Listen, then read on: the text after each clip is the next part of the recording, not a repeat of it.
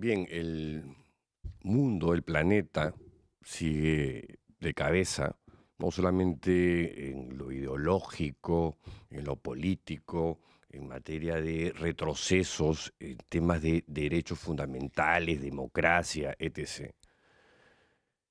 Los desastres naturales siguen a la orden del día y esta información llega de la frontera entre China y Nepal, donde se ha producido una violenta riada que es una suerte de tsunami de fango, de lodo, de piedras, donde vemos estas imágenes realmente escalofriantes, terribles, en el que esta riada engulle centenares de personas como si fuesen hormigas prácticamente.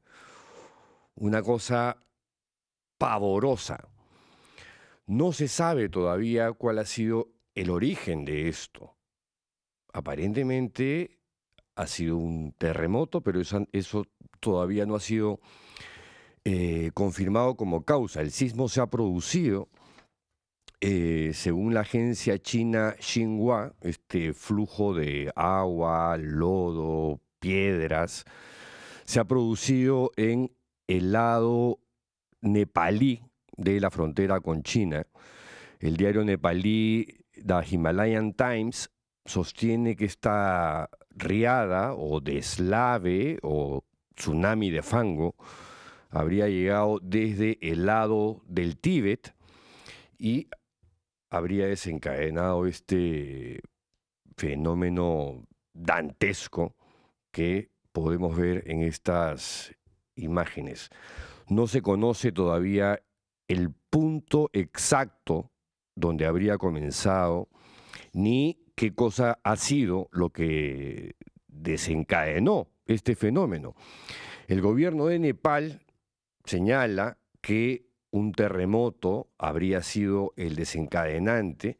Efectivamente, hubo un sismo de magnitud 4,4 grados en la escala de Richter que se produjo en territorio tibetano, según el Kathmandu Post. La relación causal entre ambos fenómenos, sismo, riada, todavía no ha sido confirmada. Tengo acá la información de varias agencias de noticias, pero lo que se puede apreciar que es trágico lo que ha ocurrido, la devastación se da por donde se mire. Esta riada ha dañado, además de llevarse una cantidad ingente de vidas humanas que todavía no se puede calcular porque no se tiene la menor idea de cuánta gente ha muerto con esto. Ha dañado además carreteras, puentes y varias centrales hidroeléctricas.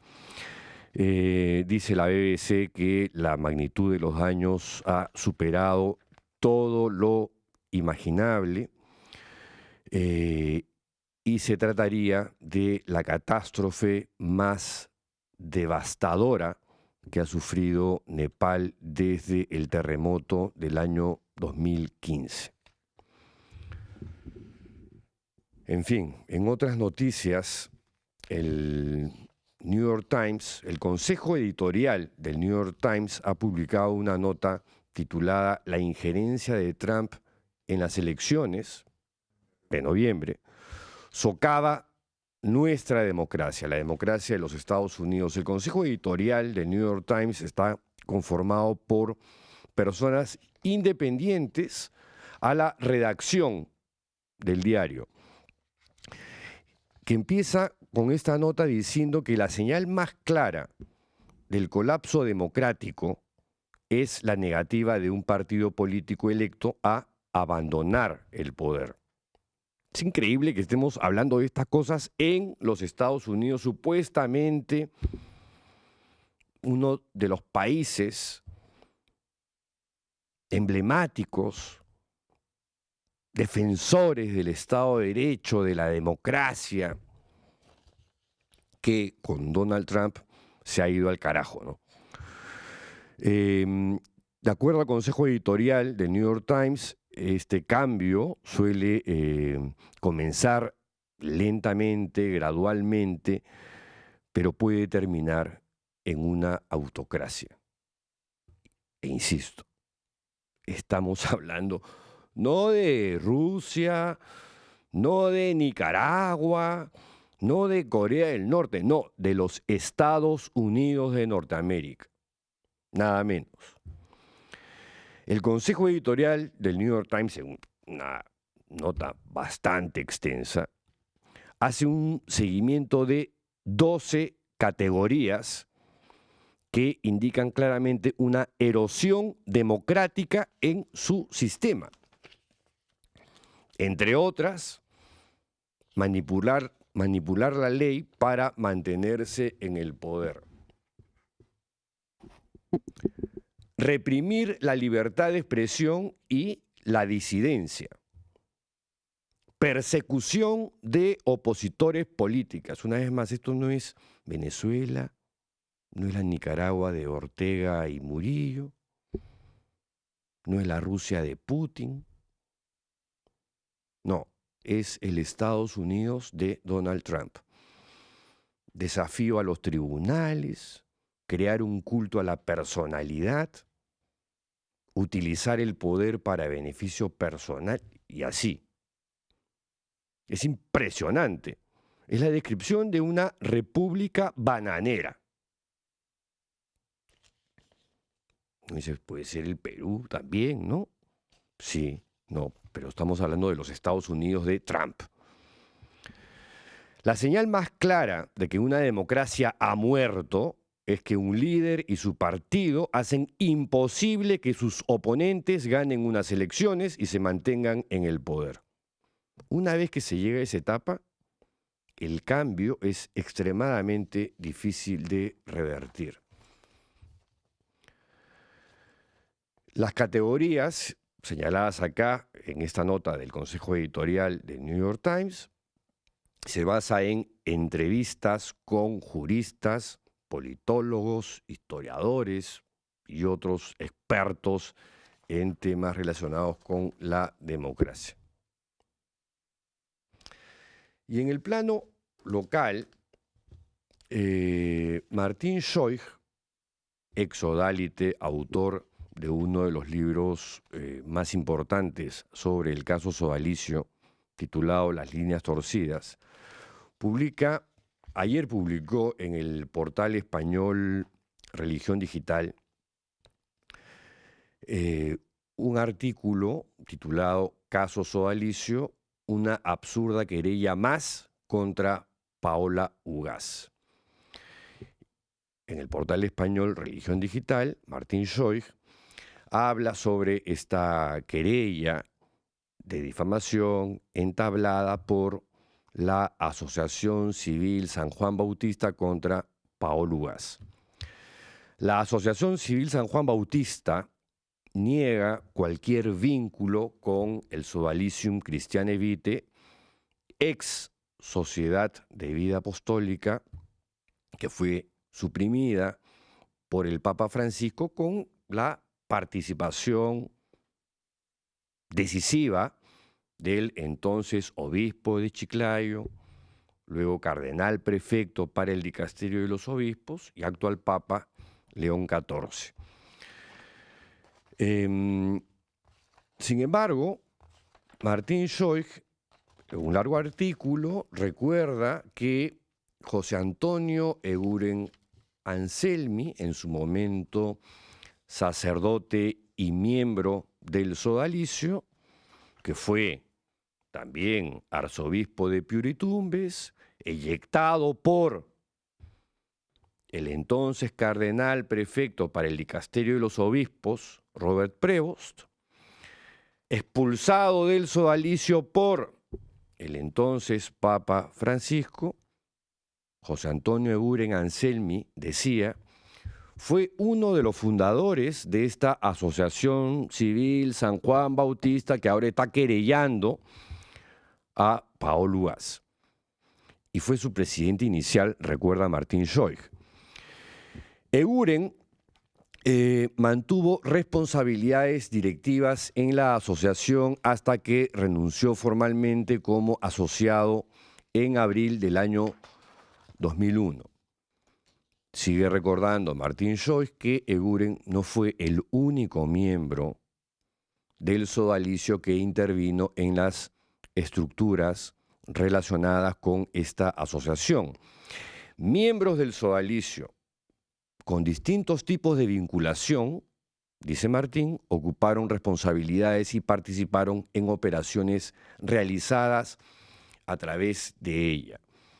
La Asociación Civil San Juan Bautista estuvo representada por José Ambrosic Vélez Moro y Raúl Guinea Larco, mientras que José Antonio Eguren Anselmi y Eduardo Regal Villa actuaron en representación del sodalicio.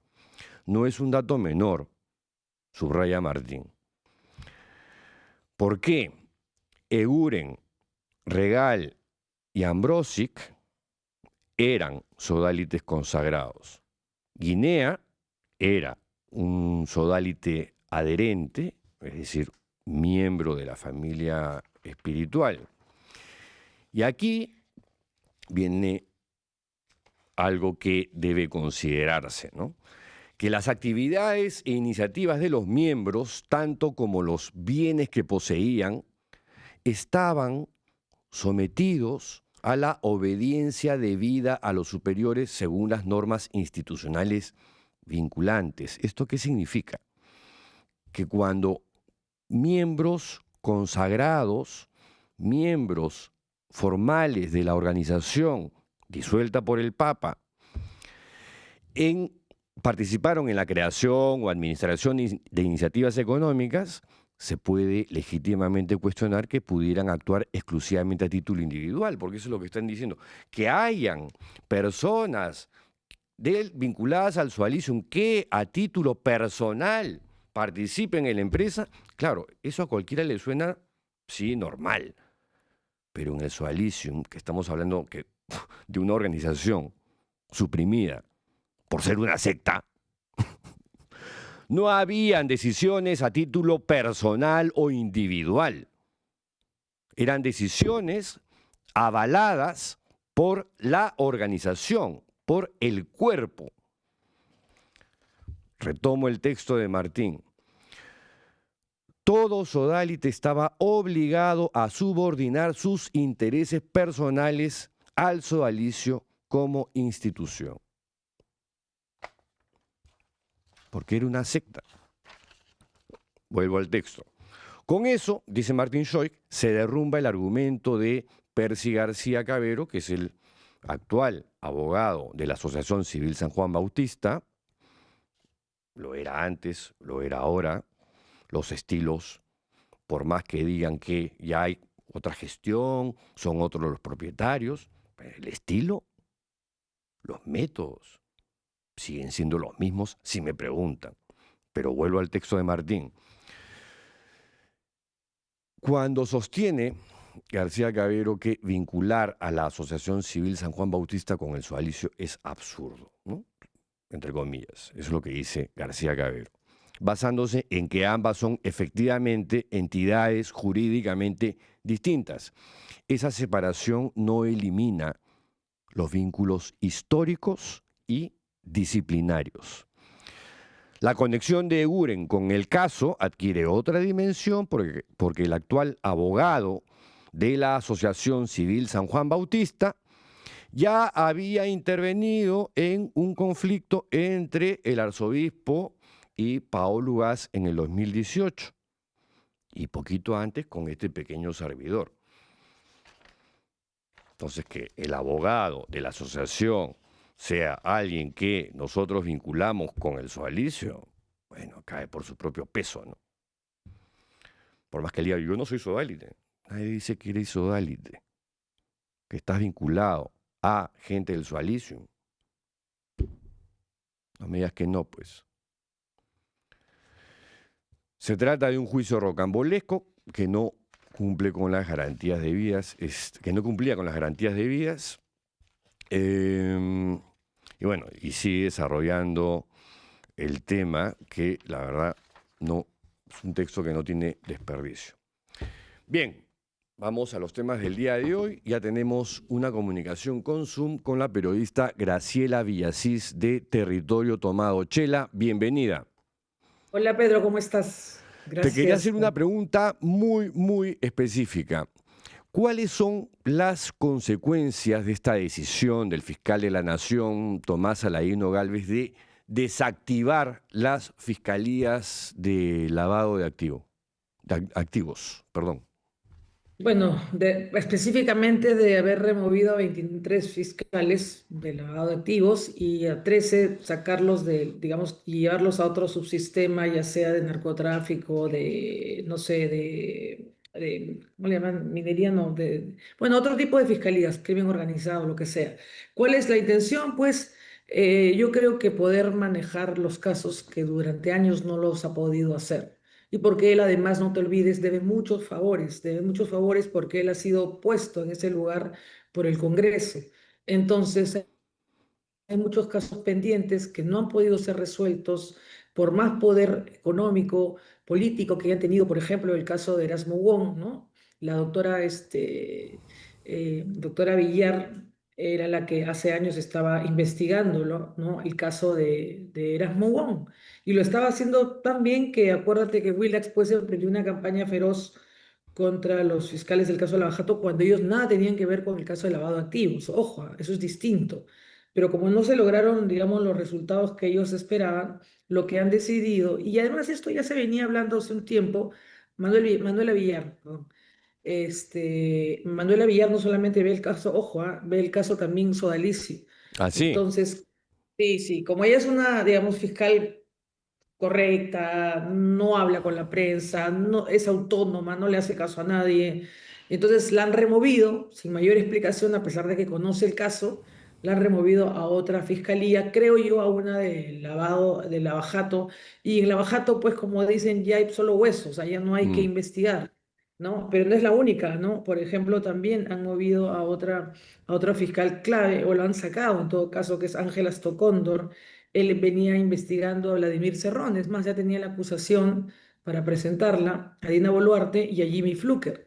A él de pronto, un día del otro lo agarraron y lo sacaron, ya no está en la fiscalía incluso, o sea, como no es de carrera, digamos, tiene años, pero ahí lo han retirado del caso y me imagino que pondrán a una persona más cercana al actual coordinador de lavado de activos que se llama, este señor es Juan Mendoza Abarca, que además sabemos, conocemos todos los periodistas, que es muy cercano a Patricia Benavides. También han retirado de su puesto, ¿no? A la doctora Giovanna Mori ella es, ¿no? Que estaba viendo el caso de López Aliaga y la han mandado a que vaya a la Fiscalía de Narcotráfico, o sea, ni siquiera está en lavado. Y también a la fiscal, otra que se ha parecido, Giovanna Mori, le han retirado el caso Sánchez Paredes, que tenía, pues son 1900 folios, Mm. y ahora se lo han pasado para que, no sé, en tiempo récord, el fiscal coordinador lo revise.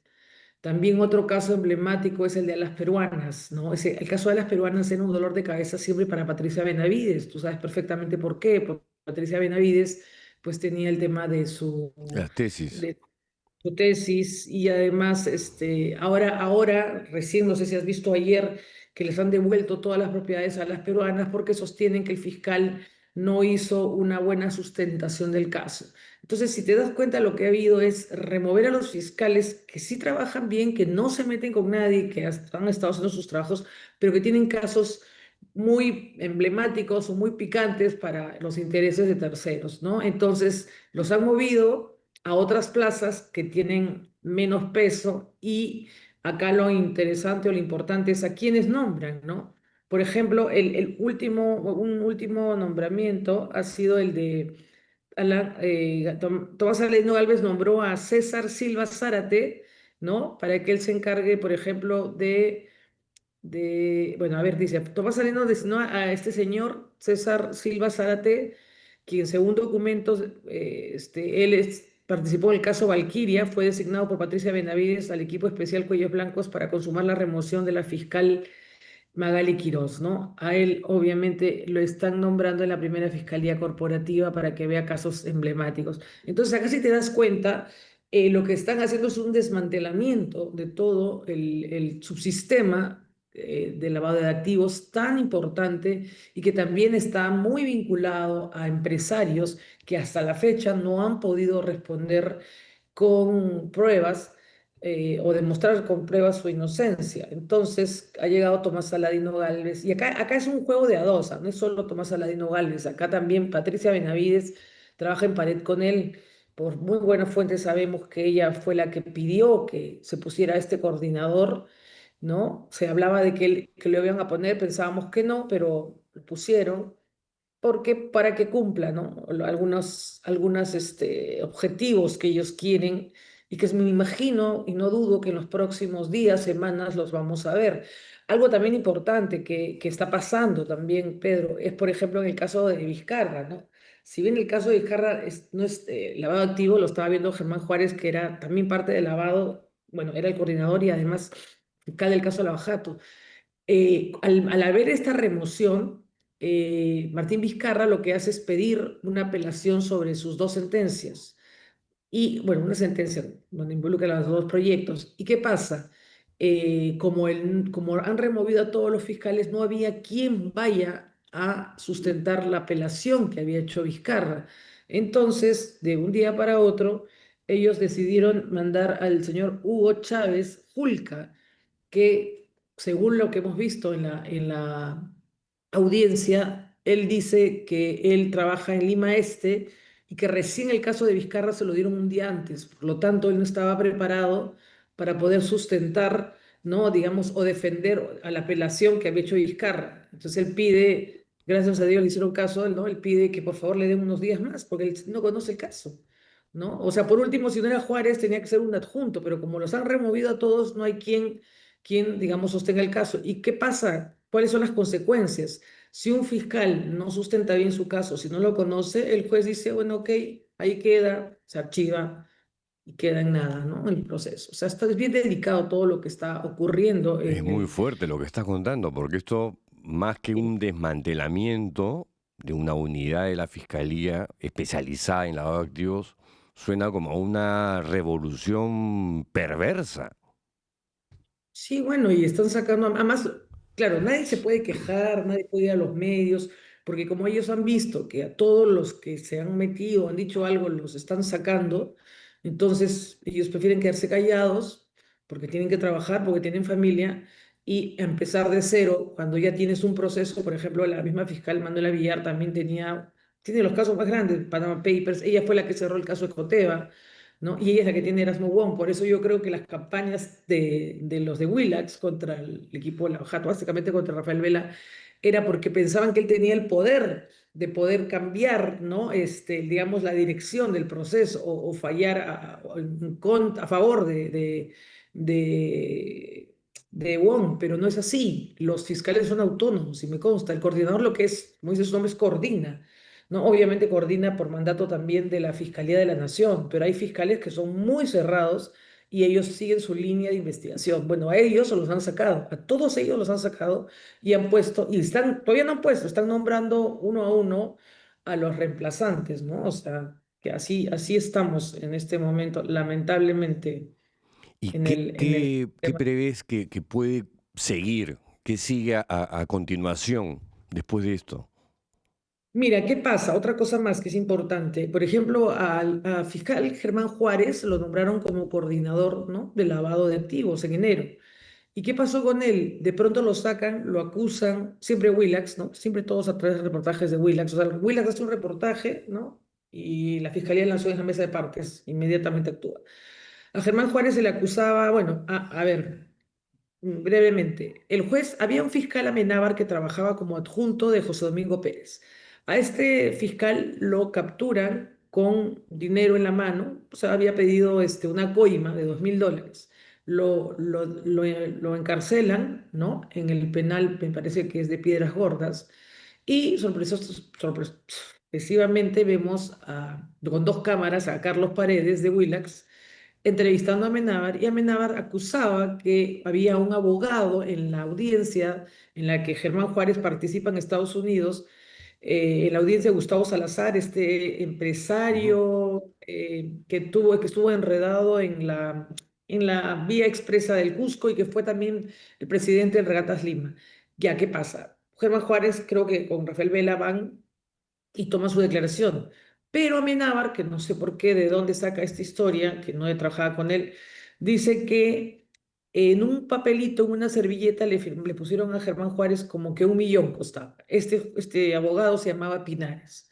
Entonces, lo sacan a Germán Juárez por este caso porque según la adjunta de Germán había dicho que sí, que Pinares estaba. Bueno, conclusión. Pinares ya declaró, dijo, sí, yo soy abogado de Gustavo Salazar, acá tengo los pasajes, acá tengo mis pagos, y yo me comunicaba con la adjunta del fiscal Juárez para poder estar presente en la audiencia, ¿no? Lo cual desbarata. Pero ¿cuál es acá? O sea, ¿cómo demuestras que ha habido acá digamos, un trasfondo político o malintencionado? Que Amenábar, por haber declarado eso, acaban de reducirle la pena, o sea, digamos, tiene un tema de, ¿cómo se llama? Acusación anticipada, cuando él reconoce el tema, pero cuando es flagrancia no funciona. Entonces a él le han bajado la pena 4 años y unos meses y va a salir libre. Y eso es ilegal de todas maneras.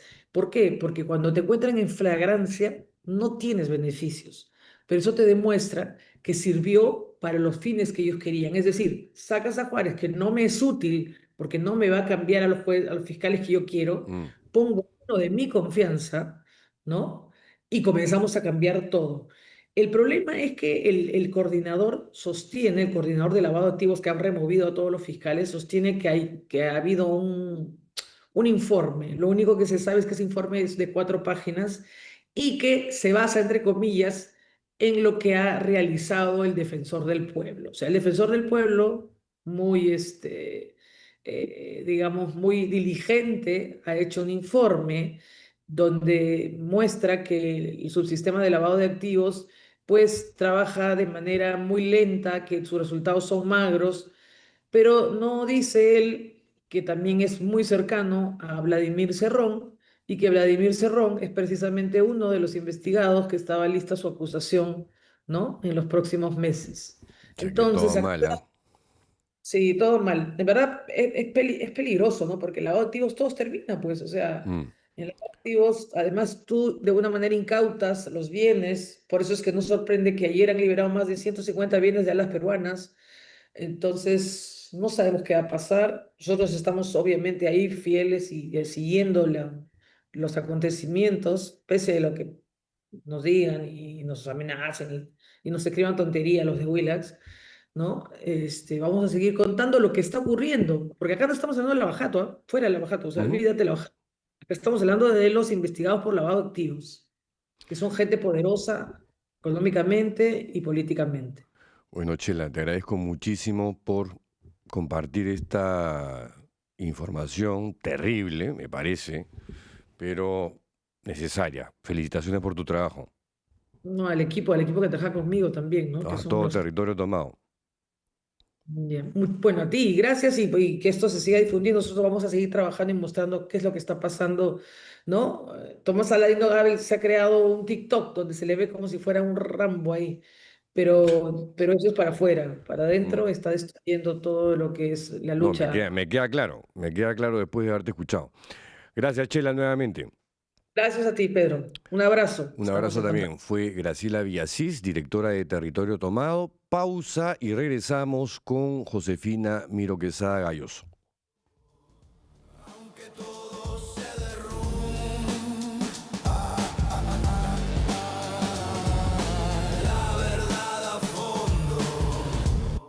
Con Pedro Salinas.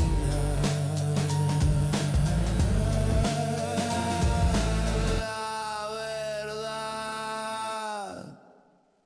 no se apaga.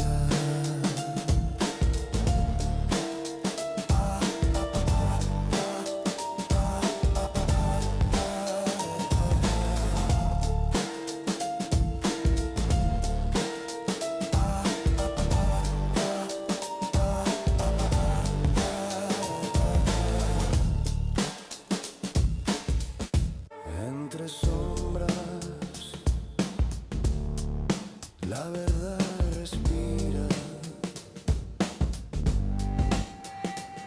Se esconde, espera, se filtra por las grietas del poder. No hay silencio que dure para siempre, ni mentira que no deje rastro. Las voces se apagan, pero los ecos persisten. Tenemos como invitada de lujo hoy día a una abogada, criminóloga, defensora acérrima de los derechos de las mujeres, Josefina Miró Quesada Gayoso. Bienvenida. Muchísimas gracias por la invitación. Bienvenida Es un placer, a Lima, el como Perú. siempre. Gracias. Bueno, nos vamos a hablar de cosas muy simpáticas, pero que son necesarias, y justo hoy día un tema donde tu opinión es fundamental. En la República, una nota del periodista Josué Chávez advierte de que un diputado de Renovación Popular, Arana. ¿no?, un tal Cristian Aranda, expuso en su cuenta de X los datos de una ciudadana, de una mujer que solicitó un aborto terapéutico en el Hospital Regional de Abancay. El periodista Cristian Rebocio compartió este documento, ocultando el nombre de esta persona, pero que al solo exponerla, y esto yo en algún momento hace años vi que ocurrió un caso parecido en Argentina, y lo que propicia es que fanáticos religiosos acosen a estas personas por hacer uso de un derecho. Ujú.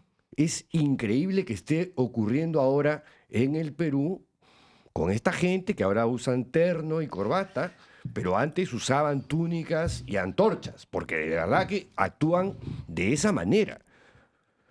En el oficio enviado al director del hospital, Cristian Aranda, representante de la caverna,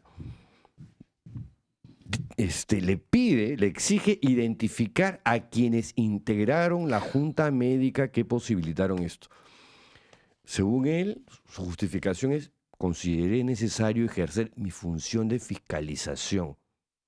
Y no solamente pidió eso, no contento con eso, pidió detalles de los informes, de los exámenes médicos y etc. ¿Qué tal? No, indignante. Es una violación a la intimidad personal, familiar. Esta información, digamos, son datos sensibles que únicamente el personal médico y la paciente deben tener acceso. O sea, es información reservada. La Ley General de Salud, artículo 25, establece que toda información vinculada con el acto médico está protegida.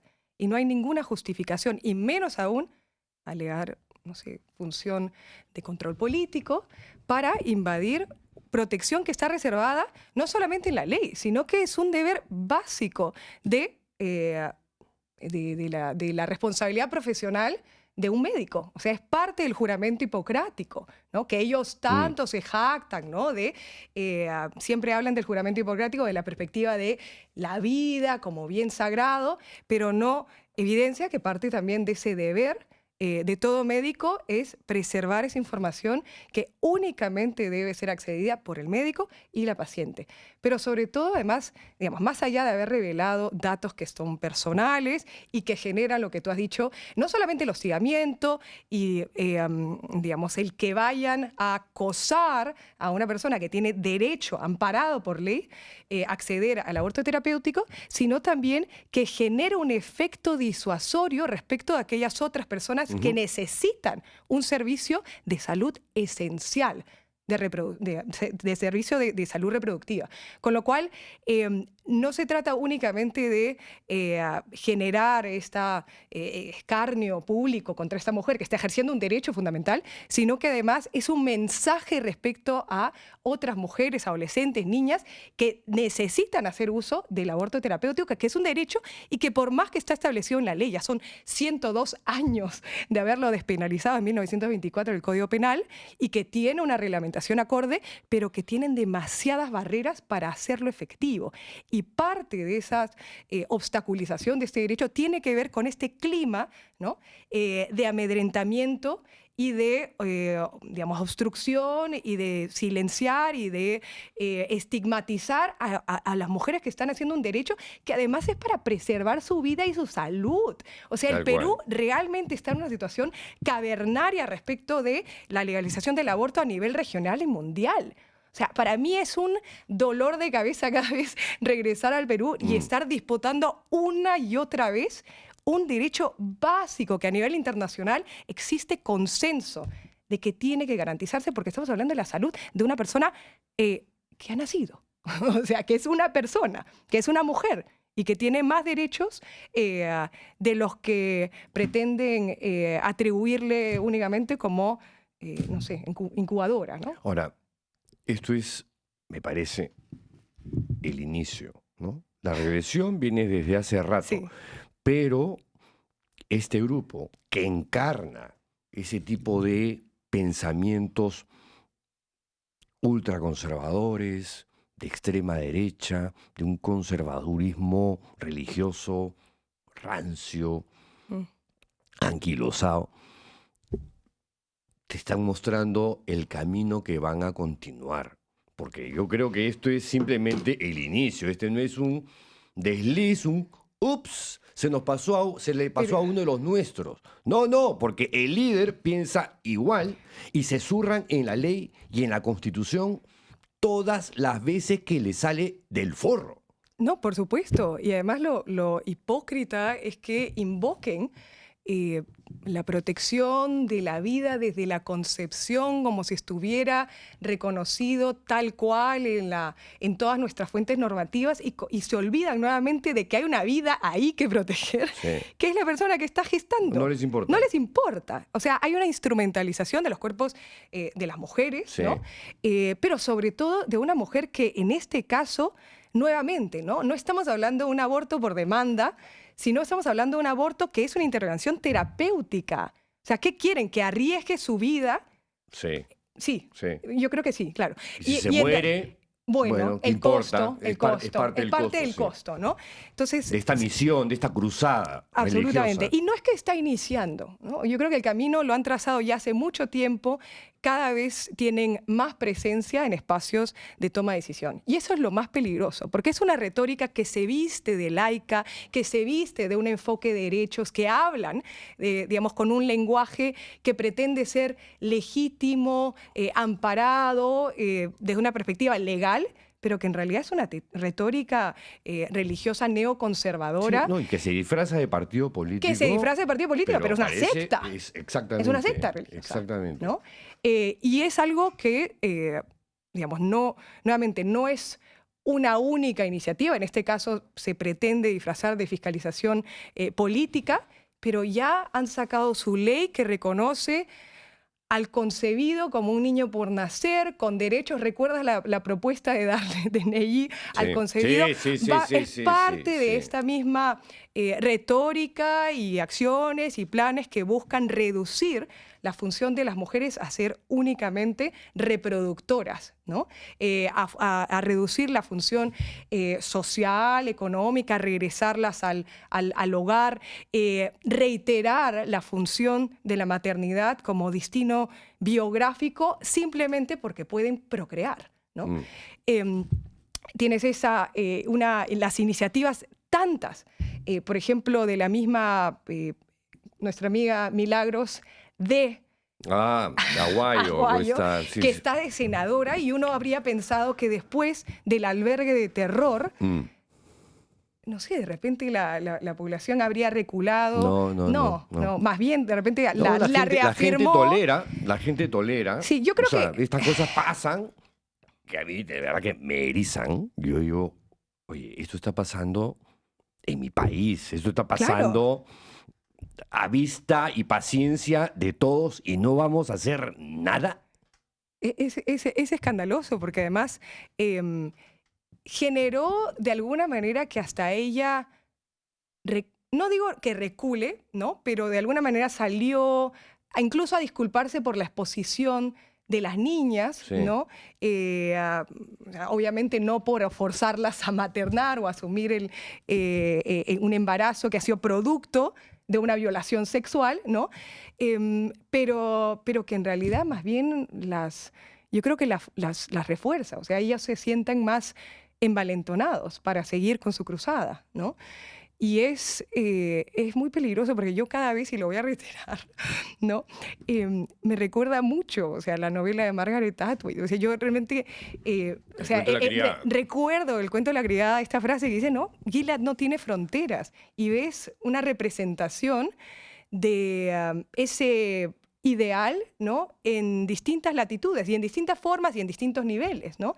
Pero es parte de la misma consigna de instrumentalizar a las mujeres, de reducirlas a cosas, a instrumentos de reproducción y a fortalecer también el rol de subordinación de las mujeres, de las niñas, de las adolescentes, ¿no? Ahora, Me recuerda también, sí, ¿recuerdas cuando Ana Sí, Estrada Ana Estrada. accedió a la eutanasia sí, y una de las voceras de estas cruzadas, ¿no? Juliana Cacha, ¿no? Sí. Salió para exigir el nombre del médico que había participado del procedimiento de eutanasia, ¿no? No, Nuevamente. y Rafael López y lo Aliaga mismo. diciendo que si se quiere suicidar, que se suba a un edificio, que se tire. Por supuesto, pero, ¿qué? o sea, digo, son retóricas que lo que hacen es incluso procedimientos que son legales, amparados por la Constitución, por el derecho. En el caso de Ana incluso había una sentencia judicial firme en la Corte Suprema, y el clima de amedrentamiento que se genera sobre un procedimiento que está amparado en la ley, lo que genera es disuadir a los médicos de participar en procedimientos que son legales. En el caso de Ana había un procedimiento, digamos, un proceso judicial, una sentencia, pero eso genera un afecto de amedrentamiento. Y eso es lo que buscan, que incluso si ganásemos conquistas legales, no se puede aplicar en la práctica por este tipo de procesos de estigmatización, de amedrentamiento, de hostigamiento, que hace que los médicos tengan que recular 3, 4 veces, querer o no exponerse a algo que en realidad es parte de su juramento hipocrático de preservar, salvaguardar y proteger la vida. ¿Qué es lo que sucede en Gilead, en el cuento de la criada? Que hay un momento en el cual, digamos, claro, ya forman parte de un sistema represivo de dominación sobre las mujeres, donde ya la disidencia simplemente No existe. no, Claro. ni se te ocurre hacer un comentario crítico en ese sentido porque te van a caer encima. Claro, es que no es casual que esta represión exista o coexista en contextos autoritarios. O sea, no es casual que el auge de las nuevas derechas, el declive de las democracias, coexista con retóricas de estas derechas conservadoras que, ¿no?, bajo este rótulo de la batalla cultural, quieran regresar a un orden social que ellos consideraban generaba, no sé, cierta estabilidad, ¿no? Estructuras inmodificables, una tradición que para ellos era como de repente abrumados por los cambios o porque simplemente las mujeres iban adquiriendo derechos, como suele ocurrir, siempre exista como contramarcha, ¿no? Es decir, un backlash a estos progresos, ¿no? Ahora, ¿qué cuerdos es la batalla cultural? Que esa es la palabrita, ¿no? Es un Claro. requintín que no solamente se dice acá, en el Estados Unidos de Trump, en la Argentina de Milei, el propio Milei habla de la batalla cultural, ¿no? Hay gente, ¿sabes qué? Ya no tengo nada que discutir, que considera que Milei es un liberal. No, O sea, ¿en serio? porque la libertad avanza. Claro, carajo, no, la libertad avanza, carajo. Entonces ya es un liberal, un libertario. No, pero es un Oye. desequilibrado también. O sea, yo digo, ¿cómo Además, alguien ¿liberal podría por dónde? escuchar? ¿Liberal No, por dónde? en absoluto, en absoluto. Bueno, tienes a estas nuevas derechas que tienen una retórica que pretende ser liberal porque asumen Pero que una es engañosa, posición... pues. Es engañosa porque tienen esta idea de un Estado minimalista, en cuanto a digamos, la regulación de, no sé, una economía de mercado que tenga que ser absolutamente gobernada por, no sé, la oferta y la demanda sin ninguna intervención del Estado, ¿no? Entonces, desde una perspectiva económica, ya, pero eso te convierte en capitalista, no te convierte en liberal. Sí, exacto, ¿no? Pero además, o sea, las inconsistencias, bueno, yo creo que las palabras hace mucho tiempo como que dejan de significar Sí. no sé, algunas definiciones que antes eran relativamente estables, hoy han sido totalmente distorsionadas, ¿no? O sea, tú escuchas, por ejemplo, no sé, la excongresista Tudela, la escuchaba hablar, ¿no? Porque la defensa de la democracia y del Estado de Derecho, ¿no? Y de nuestras libertades básicas. Y escuchas retóricas muy similares de partidos políticos antagónicos, con contenidos totalmente distintos. O sea, gente que ha sido parte del desmantelamiento del Estado, que ha contribuido a la cooptación de los poderes para que no exista ninguna independencia que permita hacer contrapeso al Ejecutivo. Hablar de defender la democracia cuando ha contribuido a la concentración del poder. Claro, es como que el objetivo sea vaciar de contenido conceptos que han sido importantes en su momento: democracia liberal, libertad, Estado de Derecho, separación de poderes, independencia, qué sé yo. Pero, por ejemplo, en Hungría, que es donde comenzó esta historia hace 16 años y ahora vemos las consecuencias a nivel global, Víctor Orbán, el dictador, le puso, creo que, el nombre adecuado. Nosotros tenemos una democracia que era mentira, ¿no? Claro. Y liberal. O sea, liberal no es. Claro. ¿Qué cosa es iliberal? Claro. Es la negación de Claro. todo lo que se ha Claro. vivido en Occidente en los cientos de años. Claro. Es que también la disputa es por la definición de qué es una democracia, ¿no? Porque, claro, uno podría decir, esto es lo que quiere el pueblo. Y si las mayorías hablan o votan y hasta promueven y respaldan gobiernos autoritarios, una definición, creo yo, trastocada de lo que hoy significan los componentes básicos de una democracia liberal, ¿no? Claro, habrá quienes digan, bueno, a Bukele lo vota y lo apoya la abrumadora mayoría del pueblo salvadoreño. Y que ahora se ha convertido en un dictador por supuesto, abierto, ¿no? ¿sí? Abierto. Sí, Y ya no quiere elecciones, claro, él se queda. Pero ¿qué es lo que hacen los dictadores? Se amparan en la voluntad popular, ¿no? Es decir, por eso es que luego tienen esas retóricas de a los jueces no los han elegido el pueblo, ¿no? A los periodistas los eligió el pueblo, no, y por tanto los deslegitiman. Y entonces capitalizan esa representación o en todo caso el respaldo popular, ¿no? Para poder, digamos, legitimarse, ¿no? Decir, yo soy realmente el representante del pueblo. Y el resto no tiene ninguna autoridad para poder tomar decisiones sobre la gestión pública, ¿no? Y yo creo que eso es una lectura absolutamente errada, ¿no? O sea, la democracia es muchísimo más que la voluntad de las mayorías y sobre todo es una, digamos, tiene una función instrumental. O sea, la democracia no es un fin en sí mismo. La democracia es un medio para garantizar libertades básicas, derechos básicos, desconcentrar el poder y permitir que la gestión pública permita evitar esa concentración para que no haya abuso, ¿no? Y se pueda servir y se pueda ser un medio para servir las necesidades básicas.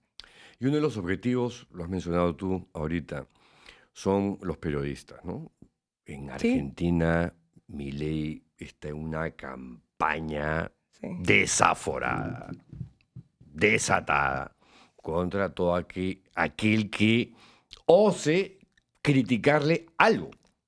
O sea, ni siquiera que haga una investigación, no, una opinión crítica, él la considera, no, a hay que bajarle el dedo, ¿no? En plan así,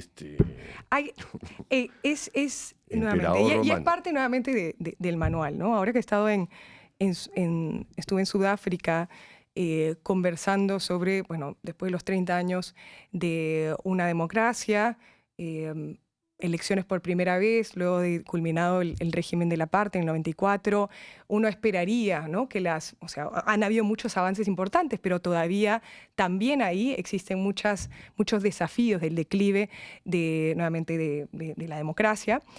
Y recuerdo uno de los ex magistrados del tribunal de la Corte Constitucional de allá que señaló cuáles eran los contrapesos fundamentales. Y son precisamente los que están siendo objeto de ataques, ¿no?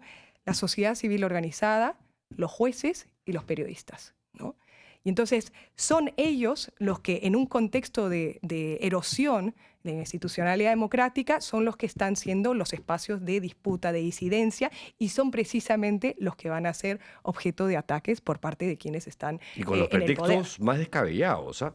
O sea, hay gente idiota, ¿no?, que piensa que Gustavo Gorriti, por ejemplo, es...